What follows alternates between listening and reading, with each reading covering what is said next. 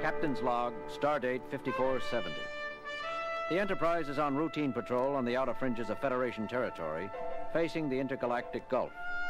We are preparing to terminate the patrol. Nothing unusual has been encountered. Log concluded. Captain?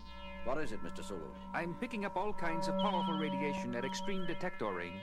What kind of radiations, Lieutenant? I don't know, sir. Some of it's identifiable, and the rest resembles nothing I've ever seen before in my readouts. Check them yourself. Lieutenant Sulu is quite correct, Captain.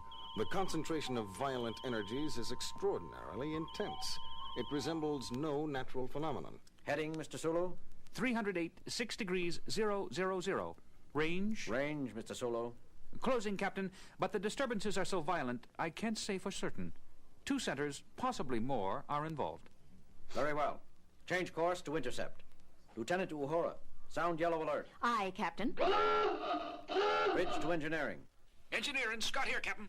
Scotty, we're heading for a violent energy disturbance of as yet unidentified origins. We may have to do some jumping about. Stand by. Ready back here, sir. Good. Bridge out. Range is still considerable, sir. Full power on the long-range sensors, Mr. Sulu. Wide screen if possible. Working on it, sir. We're getting something. What the? Most remarkable. What is it? I've never seen a ship like that before. Or of that size. What have you got, Mr. Spock? There are 2 ships, Captain. They are apparently engaged in combat with one another, employing numerous weapons I cannot begin to describe. The forces involved, each ship is putting out more destructive energy than 100 ships the class of the Enterprise. Yet both ships, while badly scarred, appeared to be intact. Each is at least 60 times our mass. Captain? Yes, Uhura. Sir, both ships are broadcasting on several frequencies. I can't decipher what they're saying. The universal translator doesn't recognize either language. The words are apparently directed at each other. Put it on the speakers, Lieutenant. Yes, sir.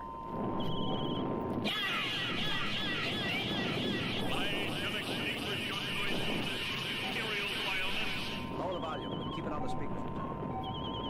Mr. Spock, how are you coming with identification? Nothing in records yet, Captain. Still processing. Intruder, identify thyself. Uhura, give me a reply frequency. Ready, Captain. This is Captain James T. Kirk of the USS Enterprise. Who are you? Where do you come from? What dost thou represent? The United Federation of Planets and its allied peoples. I repeat, who are you? I am the Red Worm, 333rd Super Dreadnought of my class, built by the Unified Dre peoples. There is nothing in my computer banks of a United Federation. Therefore, I must assume you are unneutral. For God's sake, Jim, confirm that we are neutral. It has been assumed, Doctor. Didn't you hear? Yes, but I don't want that thing to forget it. That's the biggest warship I ever saw. Except for the one it's fighting, of course. What ship? What ship? Identify yourself immediately! Uhura, did we just do that? This is a different frequency, Captain. The call is coming from the other ship. This is James Kirk, commanding the USS Enterprise, United Federation of Planets. We are... neutral. Impossible! I, renderer of the Next Empire, have declared that all who are not allied with me are friends of the unmentionable Dre peoples! Sorry, but we really are neutral. We have nothing to do with either the Dre peoples, as you call them, or the Nax Empire. Spock, what have you got on those 2 stellar civilizations? I've never heard of either of them. Working on it, Captain. You must listen to me, or you'll be... I call on you to surrender.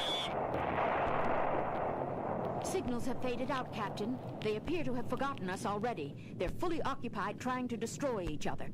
And I have information on both groups. What is it, Spock? Where are they? They are no longer anywhere, Captain. According to mythological records, both races have been extinct in our galaxy for over 150,000 years. And know thou that I shall fight for another 150,000 or 150 million until the last remaining vestige of the blasphemous Nax are eliminated from existence. Where are your officers? Who am I speaking to? Which member of the crew? Crew? Officers? We of the Naxsters! No less we of the Dre, infidel. What do you make of that, Mr. Spock?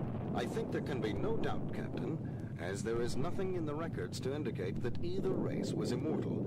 We must surmise that the crews of both ships have been dead for at least 150 millennia, and the war has been carried on all this time by the computer minds of these two ships. Incredible. Well put, Doctor. Both ships have apparently survived on their own initiative, continuing to carry out the last orders of their living masters, repairing themselves, modifying their own structure, constantly developing new weapons and new defenses, each hunting for a crucial advantage over its opponent. Yet it seems they are evenly matched. All very interesting, Mr. Spock, but at the moment I'm more concerned about their present course. If they keep traveling in the direction they are now, they'll enter densely populated Federation space within a few days. They've elected to regard us as neutral, for now. They may not treat other Federation shipping, or Federation worlds, so politely. Uhura, give me dual broadcast frequency for both vessels. Ready, sir. Enterprise to combatants. Enterprise calling combatants. Listen, you two. You can reduce each other to Masons if you want. But can't you do it somewhere else? You are headed... A challenge! You would dispute my position? No, forget what I said. Spock, what are we going to do? These two are so involved with each other, they've lost the ability to trust anyone else. But we have to turn them somehow. Maybe if we could discover the reason behind the fighting, we could mediate for them, Jim. Didn't you hear the insults they threw at each other, Bones? After 150,000 years, Doctor, I doubt that either ship recalls what the war was originally fought over. That's usually the case with most wars which last more than a few months. Still, we have to do something. Jim, how about taking sides, joining up to help one ship defeat the other? Too risky, Bones. We know nothing of either the Dre peoples or the Nax Empire. I can't opt for one side blind. Besides, I doubt that the Enterprise would make one bit of difference for either side, considering the kind of energy weapons they're using. I doubt that our phasers and photon torpedoes could so much as irritate either vessel. And it could get the Enterprise blown clear to the Magellanic Clouds. Just the Enterprise, maybe. But suppose we convince them we can call on several thousand ships the size of the Enterprise. A thought, Doctor. Except that we cannot call on several thousand ships. We cannot even call immediately on 3 or 4. True, Spock. But they don't know that. It's worth a try, Bones. Uhura, sound red alert. To the red worm of the Dre peoples. Unless you change your course, you will soon be set upon by thousands of warships of the United Federation of Peoples and will be destroyed. And Renderer of the Nax Empire. Unless you break off and disengage from this sector, 10,000 cruisers of the UFP will appear to volatilize the last remnant of your empire. Sacrilegious interloper! Enemy of its Imperial Majesty, I have been deceived! Captain, both ships are changing course. Mr. Sulu, emergency overdrive, warp 8. That was close, Captain. They both fired at our former position. With their minor batteries, I reckon. However, they regard the threat seriously, it seems. Both vessels are currently in pursuit. Sulu? They're not closing, Captain. They're still too busy fighting each other, but we're not pulling away from them either. Good. I don't want to lose them. Yes. Kirk here. Go ahead, Mr. Scott. Captain, how long are we going to run at warp 8? We've got full deflector shields up too. We can't maintain this kind of shielding and this speed for too long. I know, Scotty. Hang together down there a while longer yet. We'll do what we can, Captain. Scott out. Well, Bones, we got them to change their course. They're headed away from Federation-inhabited worlds now. That still leaves the problem of convincing them to leave us alone. Well, I don't know what to suggest, Jim. I didn't get that far. Great. Mr. Spock? I don't know what to suggest either, Captain. At this point, the crucial issue appears to be whether or not... A trick! I see through you now. There is no such thing as a United Federation of Planets. It was a low ploy of you, blasphemer, to attempt to fool me into assuming a weaker tactical position. You are quick, evil monster! Did you truly think to trick me, with such a feeble lie? This United Federation, this tiny fabrication masquerading as an inhabited ship, is but a decoy, manufactured in your own perverted factories. You will pay for that. Die, social misfit! I shall extinguish your noisomeness, Imperial Bioness. They're slowing, Captain. We're pulling clear of them. Course, Mr. Sulu. Unchanged. They're still headed full speed away from Federation space. Well, what do you think of that? Did you hear, Jim? They've decided that the Enterprise is a trick. The Red Worm thinks we're a trick of the Renderer, and the Renderer believes we're a decoy cooked up by the Red Worm. Each computer has been battling the other for so long they can no longer trust anything. It is so in all extended wars. Truth is the first casualty, and the last wound to heal. Mr. Sulu, set in a course for Starbase 14. Aye, sir. Detectors report both ships still heading out toward the galactic rim. And according to sensors, still fighting with each other as heavily as ever. It is sad, Captain. All that knowledge, all that power, devoted to continuing a war whose cause has long since been forgotten.